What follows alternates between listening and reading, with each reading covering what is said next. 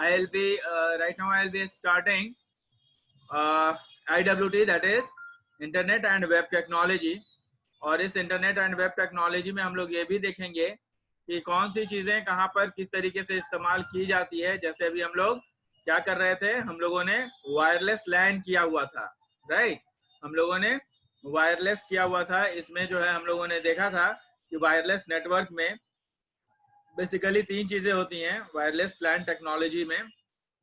और वो wireless LAN technology में हमने देखा था कि there is infrared, Bluetooth and WiFi. तो infrared, Bluetooth and WiFi are the things which are over here. और इसको हम लोग जो है आगे बढ़ाएंगे। अब इंफ्रारेड हम लोग कर चुके थे। इंफ्रारेड में क्या था, इंफ्रारेड ट्रांसमिशन तभी पॉसिबल होता है जब ये आपका 300 गीगाहर्ट्ज टू 400 गीगाहर्ट्ज के बीच में हो। इसका जो आपका ये जो रेंज है वो 300 गीगाहर्ट्ज टू 400 गीगाहर्ट्ज होता है। और ये इलेक्ट्रोमैग्नेटिक स्पेक्ट्रम में होना चाहिए। इलेक्ट्रोमैग्नेटिक स्पेक्ट्रम में ये सारी चीजें होनी चाहिए। जो वेवलेंथ होता है, वेवलेंथ है वो जो है wavelength are shorten than microwaves. ये जो आपका वेवलेंथ होता है, ये इसका जो वेवलेंथ होता है वो एज कंपेयर टू माइक्रोवेव्स कम होता है वेवलेंथ। इसलिए जो है हमें लेकिन ये इसलिए जो है हमें इसको यूज जो हम लोग करते हैं तो ये इसका जो वेवलेंथ है वो माइक्रोवेव से तो कम होता है, बट मोर देन ये जो इसका जो वेवलेंथ है वो ज्यादा भी होता है। किसके मुकाबले? With as compare to the infrared propagation या लाइट प्रोपोगेशन जिसको कि हम बोलते हैं। तो यहाँ पे मैंने आपको लिखा भी हुआ था, यहाँ पे मैंने आप लोगों को लिख दिया था कि the wavelength shortened than microwaves but longer than visible light। ठीक है, तो ये सब सारी चीजें। Infrared propagation is always on line of site, they can't penetrate walls. Some infrared rays interface with these rays, so it can be used for long range communication within closed space. एक closed space में ही long range में काम करता है, लेकिन बीच में अगर wall आ जाए, कुछ रुकावटें आ जाए तो ये काम नहीं करेगा। ये सारी चीजें हम लोगों ने देखा था। अब यहाँ पे हम लोग ब्लूटूथ पे आते हैं। Let's talk about Bluetooth. Bluetooth is the name given for new technology. Bluetooth क्या होता है? ब्लूटूथ एक नया टेक्नोलॉजी है जिसको कि दिया गया है। और मैंने आपको ये भी बताया था कि ब्लूटूथ बेसिकली एक किंग का नाम था, हेराल्ड ब्लूटूथ। तो उसी के नाम पर ये रखा गया है। उसका ब्लूटूथ के नाम पे ये क्यों रखा गया? क्योंकि जो हेराल्ड ब्लूटूथ थे वो काफी सारे कंट्रीज को उन्होंने एकत्रित किया, उन लोगों को जोड़ा और उस बहुत सारी कंट्रीज के बीच में नेटवर्क बनाया। और नेटवर्क कहने का मतलब उस समय तो ऐसी टेक्नोलॉजी थी नहीं कि बातें कर सकते थे, बट उसमें उन्होंने काफी कंट्रीज को एक साथ जोड़ करके रखा। तो इसीलिए उन्हीं के नाम पर ये ब्लूटूथ रखा गया है। तो Bluetooth is the name given for new technology using short range radio links intended to replace the cables connecting portable or fixed electronic devices। कहने का मतलब ये जितने भी केबल्स वगैरह हैं वो उसको हटाया जा सके और काफी कुछ जो है हम लोग ब्लूटूथ के माध्यम से एक दूसरे को भेज सकते हैं। तो इसलिए जो है ब्लूटूथ को इंट्रोड्यूस किया गया। And obviously it works on the radio services, जो कि रेडियो फ्रीक्वेंसीज होते हैं। तो यहाँ पे देखिए, कनेक्टिंग पोर्टेबल और fixed electronic devices through Bluetooth, the replacement of cables that connects one device to another with an universal radio link. कहता है कि जो ब्लूटूथ के जो रिप्लेसमेंट केबल्स होते हैं, जो आपके केबल्स हैं, उसको कनेक्ट किया जा सकता है। और ये कनेक्ट जो है किसी न किसी डिवाइस के द्वारा किया जाता है और वो एक यूनिवर्सल रेडियो लिंक का इस्तेमाल करता है। यूनिवर्सल रेडियो लिंक कहने का मतलब यह है कि आपका जो ब्लूटूथ होता है वो यूनिवर्सली रेडियो लिंक को इस्तेमाल करता है, मतलब in all direction it does work in all direction. तो ये सारी चीजें हमें याद रखनी जरूरी है। Its key features are robustness, low complexity, low power and low cost. बहुत ही कम, बहुत कॉम्प्लेक्स नहीं होता है, बड़ी बहुत ही आसान होता है। ब्लूटूथ ऑन करके सर्च करना है, सर्च करके और उसमें जो है आपको दोनों डिवाइसेस में ब्लूटूथ को सेट कर देना है। और उसके बाद इसका पावर भी बहुत ज़्यादा नहीं लगता है, कॉस्ट भी बहुत कम है।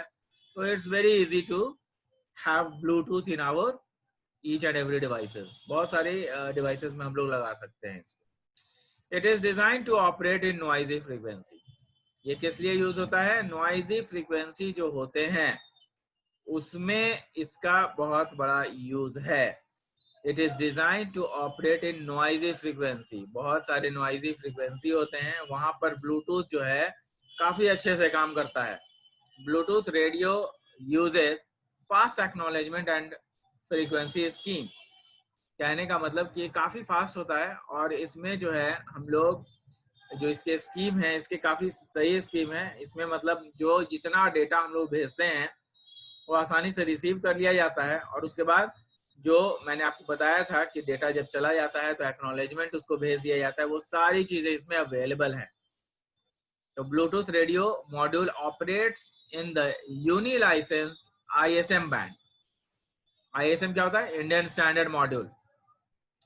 तो ये यूनी लाइसेंस्ड है, मतलब आपको गवर्नमेंट के द्वारा सर्टिफाइड है इंडियन स्टैंडर्ड मॉड्यूल के द्वारा, और तब हम लोग जो है ब्लूटूथ को यूज करते हैं, which is at 2.4 gigahertz. Generally 2.4 gigahertz पर ये काम करता है। And avoid interference from the signals. और दूसरे जो इंटरफेरेंस जो हो सकते हैं उसको अवॉइड करता है।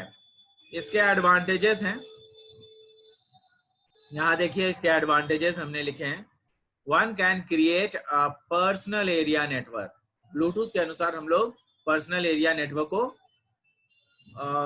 क्रिएट करते हैं।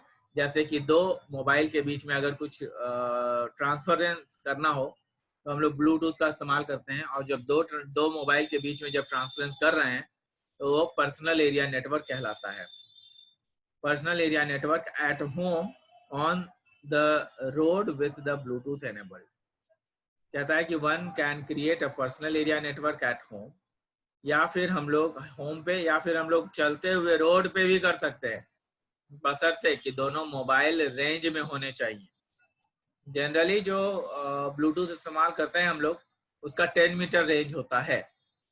तो इसको याद रखिएगा कि 10 मीटर का रेंज जनरली होता है, जो कीबोर्ड माउस ईयरफोन वगैरह जो हम लोग इस्तेमाल करते हैं उसका। देखिए यहाँ पे एट होम और road with Bluetooth enabled devices, even if we are moving from one place to another such as keyboard mouse earphone, ये सारी चीजें जो है हम लोग इस्तेमाल करते हैं। और ये सारी चीजें हम लोग को देखने में मिलता है कि काफी कुछ हम लोग जो है इस पर्सनल एरिया नेटवर्क से यानी ब्लूटूथ से कनेक्ट कर सकते हैं। This network can automatically help in synchronising notes. बहुत सारे ऐसे चीज होते हैं जिसको कि हम लोग सिंक्रोनाइज कर सकते हैं। आज के डेट में ब्लूटूथ काफी यूज हो रहा है, जैसे कि आप लोग अपने मोबाइल को कार में कनेक्ट कर सकते हो और उसमें के गाने जो है वो सुन सकते हैं हम लोग। तो काफी सारी चीजें आजकल हो रही है। This network can automatically help in synchronising notes, calendar, address book and also print pictures. आज के डेट में हम लोग जो प्रिंटर्स है उसको भी ब्लूटूथ से कनेक्ट कर रहे हैं। प्रिंटर्स में भी ब्लूटूथ होते हैं, वाईफाई होते हैं। आपके जो नेटवर्क हैं जिसमें कि कई सारे जो आपके मोबाइल हैं या फिर किसी दूसरे डिवाइस में जिसमें कि नोट्स लगे हैं, कैलेंडर्स लगे हैं, उनको अगर चाहें तो उनको भी हम लोग सेट कर सकते हैं। और ये सब इसके एडवांटेजेस हैं ब्लूटूथ के। Next is wifi. Wifi is a device which works as router. कहने का मतलब जो वाईफाई डिवाइस है वो राउटर की तरह भी काम करता है। राउटर की तरह का काम क्या होता है? आपके मैसेजेस को एक जगह से दूसरे जगह पहुंचा देना। Systems use a spread spectrum technology. तो वाईफाई में कौन से टेक्नोलॉजी यूज होती है? स्प्रेड स्पेक्ट्रम टेक्नोलॉजी यूज होती है। A spread spectrum technology is a wide band radio frequency। क्या होता है ये एक वाइड बैंड रेडियो फ्रीक्वेंसीज हैं। वाइड बैंड रेडियो फ्रीक्वेंसीज कहने का मतलब ये है कि इसका लार्ज बैंडविड्थ है और उसका लार्ज रेंज भी है। तो लार्ज बैंडविड्थ है, लार्ज रेंज है, इसलिए जो है वाईफाई को हम लोग दूर से भी इस्तेमाल करते हैं। मतलब इसमें जो रेंज है वो इतना कम नहीं होता, 10 मीटर्स ही रेंज हो ऐसा नहीं होता, इसका रेंज ज्यादा होता है क्योंकि ये लार्जर बैंडविड्थ और लार्जर रेंज के साथ आता है। It is developed by military for use in reliable, secure, mission critical communication system। कहने का मतलब ये जनरली यूज होता था पहले, वाईफाई जो यूज होता था मिलिट्री वगैरह में ज्यादा यूज होता था।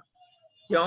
क्योंकि इसका रेंज ज्यादा होता था और रेंज ज्यादा होने की वजह से हम लोग सेंसर का प्रयोग करके, और अगर कहीं पर बॉम्ब ले जाना हो या फिर कहीं पर बॉम्ब को ऑपरेट करवाना हो तो हम लोग जो है प्रयोग कर सकते हैं। जिसका भी आपका जो भी वाईफाई वगैरह से रिलेटेड जो है उसको हम लोग प्रयोग कर सकते हैं। तो now it is being developed that bye military use in reliable. कई सारे हम लोग चीजें रिलायबल, मिलिट्री में रिलायबल चीजों को यूज करते हैं। तो wifi use to be a very reliable and secure. तो इसलिए जो है हम लोग जो है इसको यूज करते थे और काफी कम्युनिकेशन सिस्टम में इसका काफी इस्तेमाल हुआ है। A spread spectrum technology is designed to trade off bandwidth efficiency। कहने का मतलब कि स्प्रेड स्पेक्ट्रम जो टेक्नोलॉजी यूज होती है वो इस तरीके से डिजाइन किया गया है कि पूरी की पूरी बैंडविड्थ को एफिशिएंटली यूटिलाइज कर लिया जाए।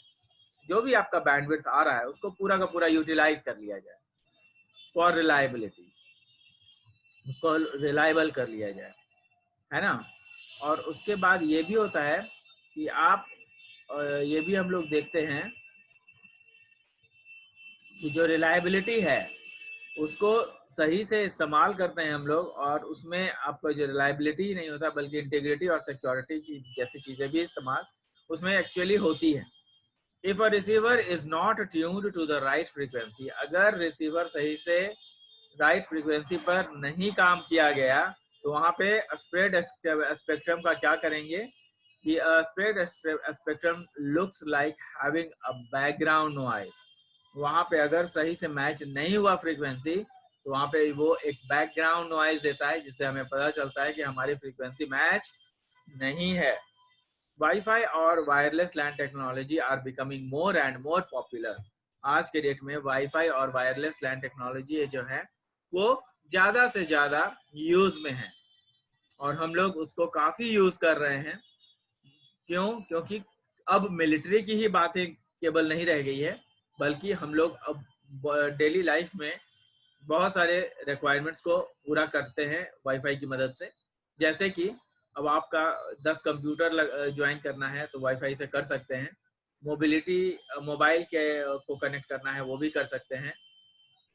और किसी यूजर को अगर मान लिया कि आपका रिक्वायरमेंट है जो कि एक जगह से दूसरी जगह जा रहा है तो उसमें भी हम लोग वाईफाई का प्रयोग कर सकते हैं, जो कि विथ वायर ये डिफिकल्ट है कर पाना। देखिए वाईफाई और wireless LAN technology are becoming more and more popular since they can satisfy the requirements like mobility, relocation of user, ad hoc networking and coverage of location which are difficult to get with the help of wire। Wire के साथ ये चीजें हम लोग नहीं कर पाते हैं। अब ad hoc नेटवर्क क्या होता है ये देखिएगा।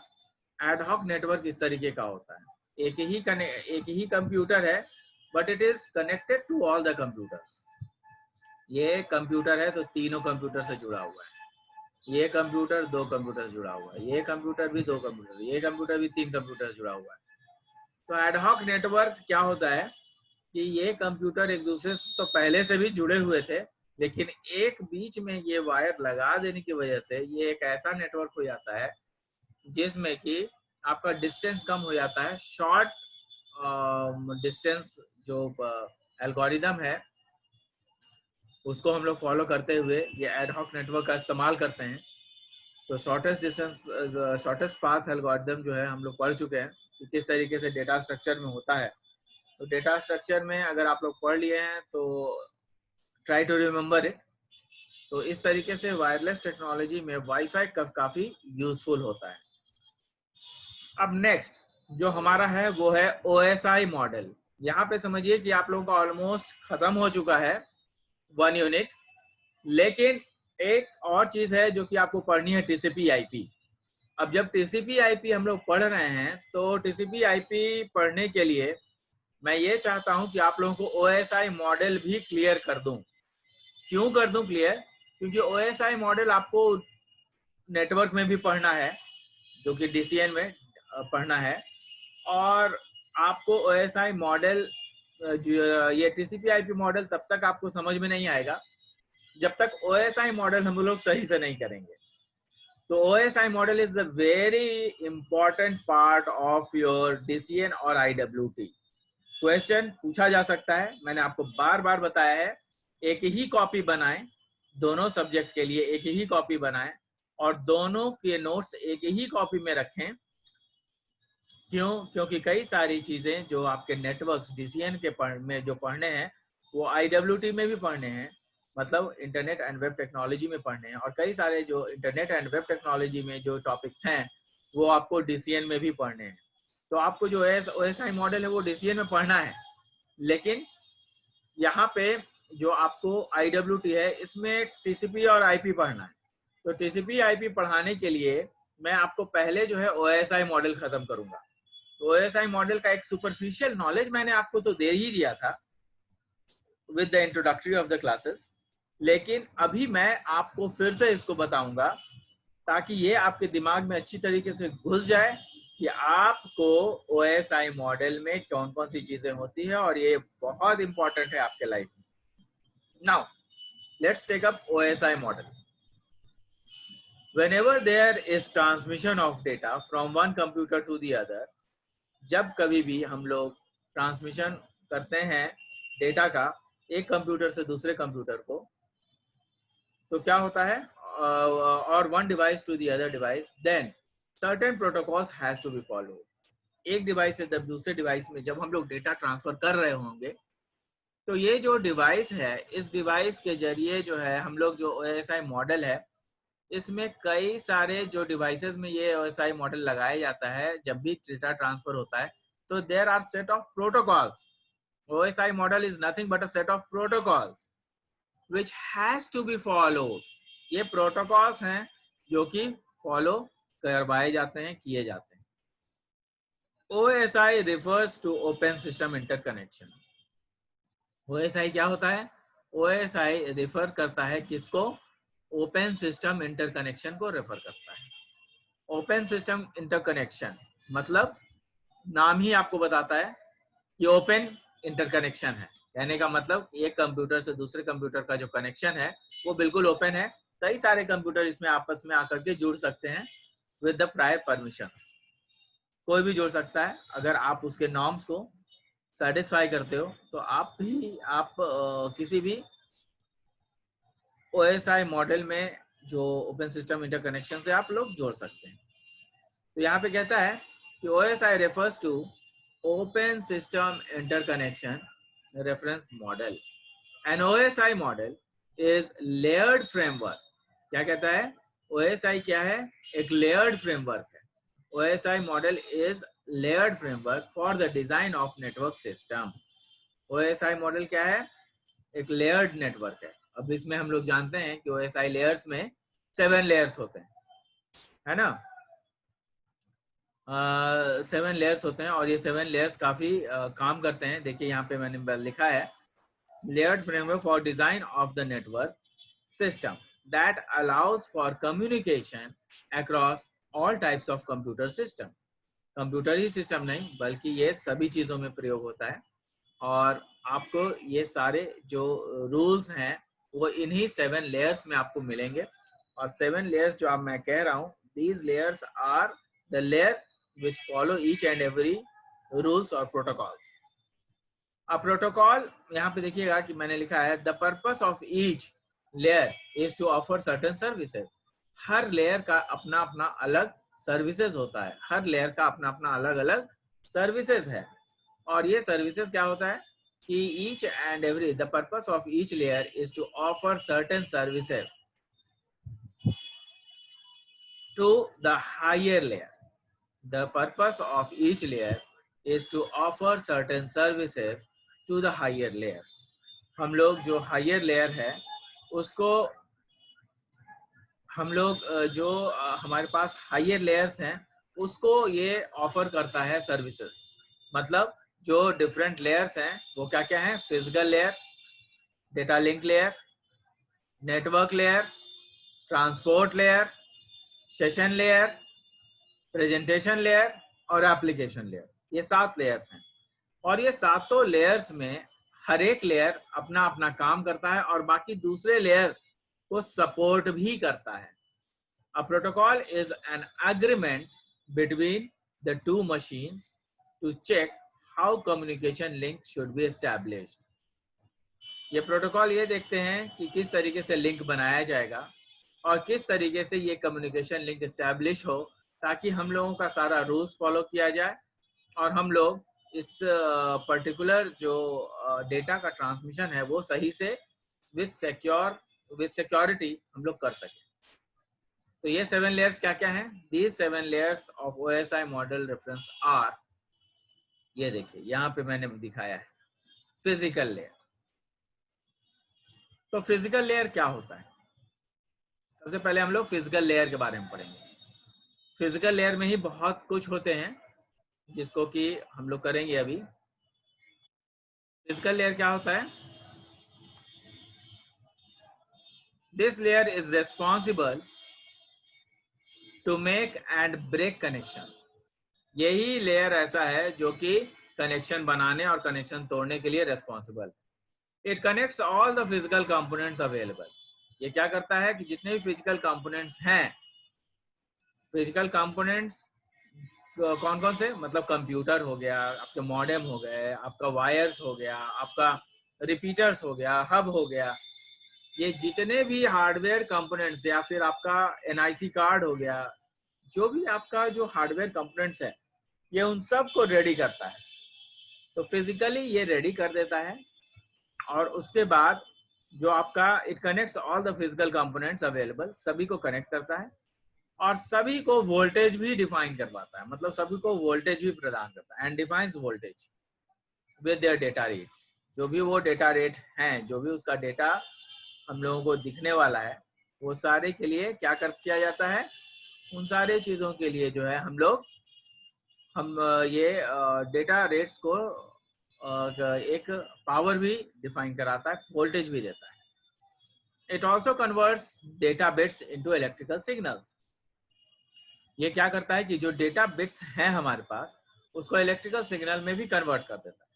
This layer is also responsible for deciding weather transmission is simplex, half duplex और फुल डुप्लेक्स। अब देखिए, जानना जरूरी है, ये लेयर ये भी डिसाइड करता है कि जो ट्रांसमिशन हो रहा है वो सिंप्लेक्स हो रहा है, हाफ डुप्लेक्स हो रहा है या फुल डुप्लेक्स हो रहा है। तो सिंप्लेक्स क्या होता है, हाफ डुप्लेक्स क्या होता है, फुल डुप्लेक्स क्या होता है, ये हमें जानना अब सबसे ज्यादा जरूरी। तो कोई भी या वायर है, आप लोग इसको ध्यान दीजिएगा, जो मैं बोल रहा हूं उसको ध्यान में दीजिएगा। सिंप्लेक्स क्या होता है कि जब किसी वायर से कम्युनिकेशन किया जाता है तो अगर सिंगल वे ट्रांसमिशन है तो उसको सिंप्लेक्स बोलेंगे।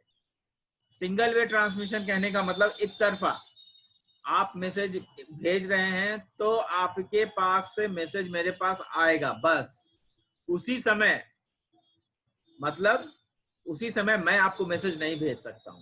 कहने का मतलब यह है कि ये सिंगल वे ट्रांसमिशन होगा। जबकि हाफ वे डुप्लेक्स क्या होता है, ये 2 वे ट्रांसमिशन होता है। ये 2 वे ट्रांसमिशन होता है, लेकिन इसमें क्या होता है कि विथ ब्रेकेज होता है। ब्रेकेज कहने का मतलब कि जो हाफ डुप्लेक्स है उसमें एक बार इधर से मैसेज गया, जैसा कि वॉकी टॉकी में होता है। वॉकी टॉकी में क्या होता है कि एक बार मैसेज गया तो हम लोग बोलते हैं ओवर एंड आउट, है ना, कई बार हम लोग फिल्मों में देखते होंगे कि बोलते हैं ओवर एंड आउट। उसके बाद फिर हम लोग एक बटन को रिलीज करते हैं। जैसे ही बटन को रिलीज करते हैं तो ये कनेक्शन दूसरे तरफ से जुड़ जाता है। फिर उधर से जो बोलेंगे वो अपना मैसेज बोलेगा और उसके बाद बोलेगा ओवर एंड आउट। उसके बाद उधर का जो बटन है वो क्लिक करेगा। मतलब ये टू वे तो होते हैं, लेकिन ऐसा समझिए कि टू वे है, लेकिन एक बार में दोनों नहीं। जबकि फुल डुप्लेक्स में क्या होता है, ट्रांसमिशन जो है टू वे होता है फुल डुप्लेक्स में।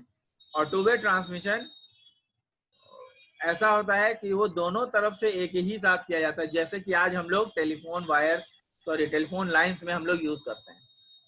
हम लोग दोनों तरफ से जो कनेक्शंस है वो दोनों तरफ से होता है और दोनों तरफ से हम लोग उसको यूटिलाइज करते हैं, जिसका कि बैंडविड्थ वगैरह जो है उस पर डिपेंड करता है किस तरीके से बैंडविड्थ होगा।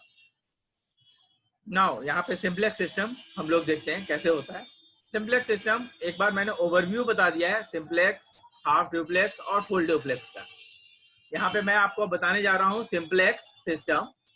In this system, the information is communicated in only one direction. Obviously, जो मैंने बताया वही है। In this system, the information is communicated in only one direction. Instructions from the keyboard and mouse to the CPU. Example में instructions from the keyboard, जो हम लोग keyboard से इंस्ट्रक्शन देते हैं या माउस के थ्रू जो हम लोग इंस्ट्रक्शंस देते हैं वो एक तरफा होता है।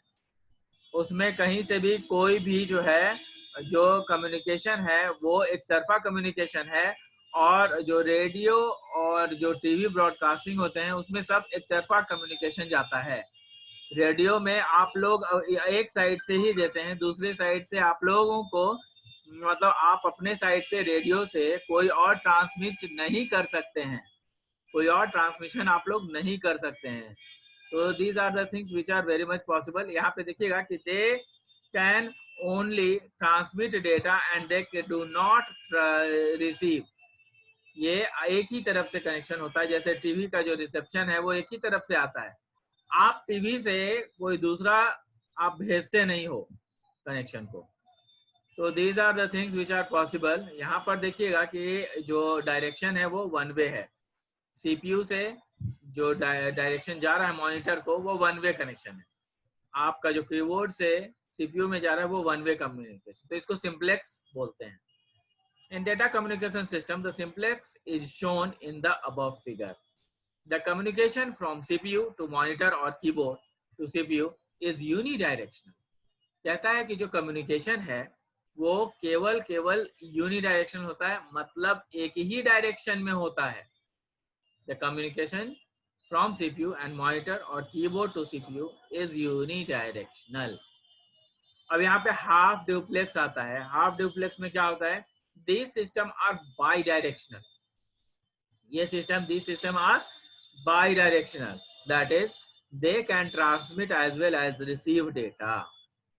हाफ ड्यूप्लेक्स में क्या होता है, these systems are bidirectional, दोनों तरफ से होते हैं।